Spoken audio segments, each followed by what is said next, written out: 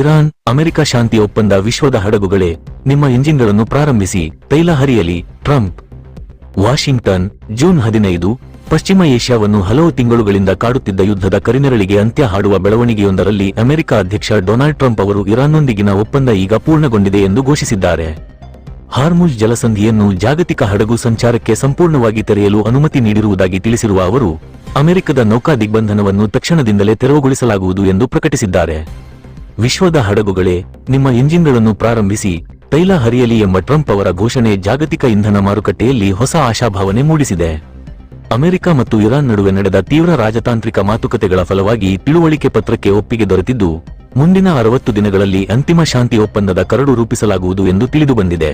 ಪಾಕಿಸ್ತಾನದ ಪ್ರಧಾನಿ ಶೆಹಬಾಜ್ ಶರೀಫ್ ಅವರು ಜೂನ್ 19ರಂದು ಸ್ವಿಟ್ಜರ್ಲೆಂಡ್ನಲ್ಲಿ ಒಪ್ಪಂದಕ್ಕೆ ಅಧಿಕೃತ ಸಹಿ ನಡೆಯಲಿದೆ ಎಂದು ಹೇಳಿದ್ದಾರೆ. ಹಾರ್ಮುಜ್ ಮತ್ತೆ ತೆರೆದು ಜಗತ್ತಿಗೆ ನಿರಾಳತೆ. ಜಾಗತಿಕ ತೈಲ ಸಾಗಣೆಯ ಪ್ರಮುಖ ಕೇಂದ್ರವಾಗಿರುವ ಹಾರ್ಮುಜ್ ಜಲಸಂಧಿಯಲ್ಲಿ ಯುದ್ಧದ ಕಾರಣ ಕಳೆದ ಹಲವು ವಾರಗಳಿಂದ ಉದ್ವಿಗ್ನತೆ ಉಂಟಾಗಿತ್ತು. ಇರಾನ್ ಹಡಗು ಸಂಚಾರಕ್ಕೆ ಅಡ್ಡಿ ಉಂಟುಮಾಡಿದರೆ, ಪ್ರತಿಯಾಗಿ ಅಮೆರಿಕ ಇರಾನ್ ಬಂದರುಗಳಿಗೆ ತೆರಳುವ ಹಡಗುಗಳ ಮೇಲೆ ನಿರ್ಬಂಧ ಹೇರಿತ್ತು. ಇದರಿಂದ ತೈಲ ಮತ್ತು ನೈಸರ್ಗಿಕ ಅನಿಲ ಪೂರೈಕೆ ಮೇಲೆ ಪರಿಣಾಮ ಬೀರಿದ್ದು, ಜಾಗತಿಕ ಮಾರುಕಟ್ಟೆಗಳಲ್ಲಿ ಬೆಲೆ ಏರಿಕೆಗೆ ಕಾರಣವಾಗಿತ್ತು. ಈಗ ಜಲಸಂಧಿಯನ್ನು ಪುನಃ ತೆರೆಯುವ ಹಾಗೂ ನೌಕಾ ದಿಗ್ಬಂಧನ ತೆರವುಗೊಳಿಸುವ ನಿರ್ಧಾರವು ಇಂಧನ ಮಾರುಕಟ್ಟೆಗೆ ಮಹತ್ವದ ನಿರಾಳತೆಯನ್ನು ನೀಡುವ ಸಾಧ್ಯತೆಯಿದೆ. ಸ್ಥಗಿತ ಆಸ್ತಿಗಳ ಬಿಡುಗಡೆ ಕುರಿತು ಭಿನ್ನಾಭಿಪ್ರಾಯ. ಒಪ್ಪಂದದ ಪ್ರಮುಖ ಅಂಶಗಳಲ್ಲಿ ಒಂದಾಗಿ ಇರಾನ್ನ ಸ್ಥಗಿತಗೊಂಡ ಹಣಕಾಸು ಮತ್ತು ಆಸ್ತಿಗಳ ಬಿಡುಗಡೆ ವಿಚಾರವು ಚರ್ಚೆಗೆ ಬಂದಿದೆ. ಇರಾನಿನ ಮೂಲಗಳ ಪ್ರಕಾರ ಸುಮಾರು $25 ಶತಕೋಟಿ ಮೌಲ್ಯದ ಆಸ್ತಿಗಳನ್ನು ಬಿಡುಗಡೆ ಮಾಡುವ ಪ್ರಸ್ತಾವ ಕರಡು ಒಪ್ಪಂದದಲ್ಲಿ ಸೇರಿಸಲಾಗಿದೆ.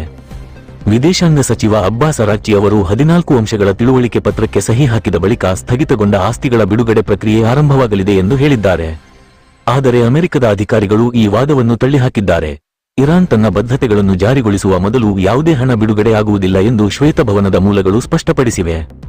60 ದಿನಗಳ ಮಾತುಕತೆಗೆ ಒಪ್ಪಿಗೆ. ಈಗ ಘೋಷಣೆಯಾಗಿರುವುದು ಅಂತಿಮ ಶಾಂತಿ ಒಪ್ಪಂದವಲ್ಲ, ಇದು 60 ದಿನಗಳ ಮಾತುಕತೆಗೆ ದಾರಿ ಮಾಡಿಕೊಡುವ ತಿಳುವಳಿಕೆ ಪತ್ರವಾಗಿದೆ.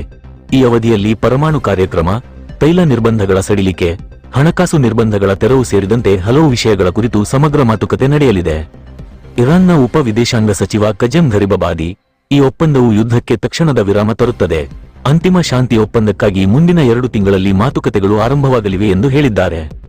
ಲೆಬನಾನ್ಗೂ ವಿಸ್ತರಿಸಿದ ಶಾಂತಿ ಸೂತ್ರ. ಒಪ್ಪಂದ ಘೋಷಣೆಗೆ ಕೆಲವೇ ಗಂಟೆಗಳ ಮುನ್ನ ಲೆಬನಾನ್ ರಾಜಧಾನಿ ಬೈರುತ್ನ ಉಪನಗರಗಳಲ್ಲಿ ಇಸ್ರೇಲ್ ದಾಳಿ ನಡೆಸಿತ್ತು. ಇದಕ್ಕೆ ಪ್ರತೀಕಾರ ತೀರಿಸಿಕೊಳ್ಳುವುದಾಗಿ ಇರಾನ್ ಎಚ್ಚರಿಕೆ ನೀಡಿದ್ದರಿಂದ ಶಾಂತಿ ಪ್ರಕ್ರಿಯೆಯ ಭವಿಷ್ಯದ ಬಗ್ಗೆ ಅನುಮಾನ ಮೂಡಿತ್ತು. ಆದರೆ ಬಳಿಕ ನಡೆದ ಬೆಳವಣಿಗೆಯಲ್ಲಿ ಲೆಬನಾನ್ ಸೇರಿದಂತೆ ಎಲ್ಲ ರಂಗಗಳಲ್ಲಿನ ಮಿಲಿಟರಿ ಕಾರ್ಯಾಚರಣೆಗಳನ್ನು ಶಾಶ್ವತವಾಗಿ ಕೊನೆಗೊಳಿಸುವ ಅಂಶವನ್ನು ಒಪ್ಪಂದದಲ್ಲಿ ಸೇರಿಸಲಾಗಿದೆ ಎಂದು ತಿಳಿದುಬಂದಿದೆ.